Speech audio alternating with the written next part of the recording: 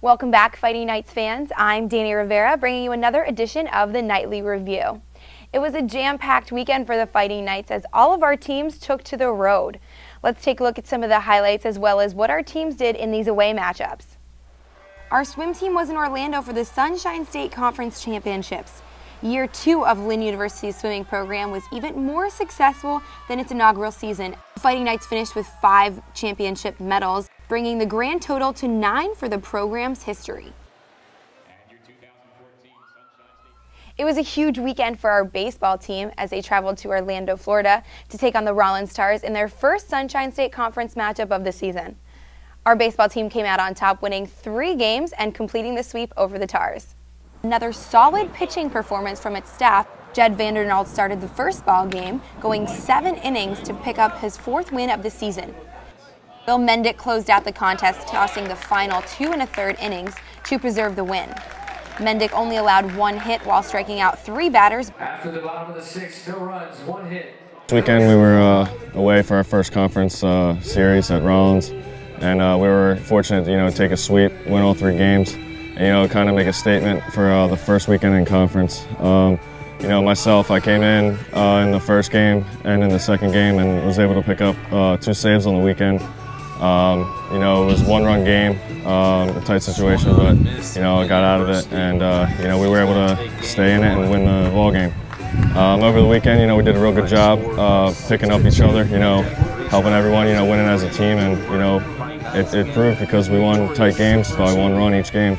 And this upcoming weekend, we got a new series against Chestnut Hill, and we'll see what happens. But we're just going to go with the best foot forward in every step.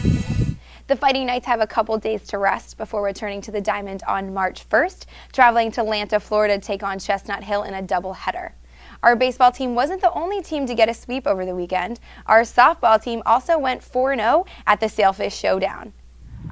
So the first game we played Charleston, I pitched, and we won. Devin hit a grand slam, so that helped my confidence pitching, knowing we had a lot of run support. Sunday, we got another 2 wins, which gave us 5-game winning streak, and helps us feel good about ourselves going into our first conference series against Rollins this weekend at home. You got it, Mark! Hey, get your wheels! All right, ladies, after losing to Rollins 49-73, our men's basketball team snapped a 9-game losing streak on Saturday, taking down St. Leo 63-60. With 1 second left in regulation, sophomore Fred Landers drained a 3-point shot to lift the Fighting Knights to their first Sunshine State Conference win on the road. My coach had great confidence in me shooting the ball. When Herb took the ball out, coach had already drew up a play. Once Caleb caught it, my man kind of shifted over to Caleb, which left me over wide open. So as soon as it touched my hand, Coach Price had the confidence in me to say, shoot it.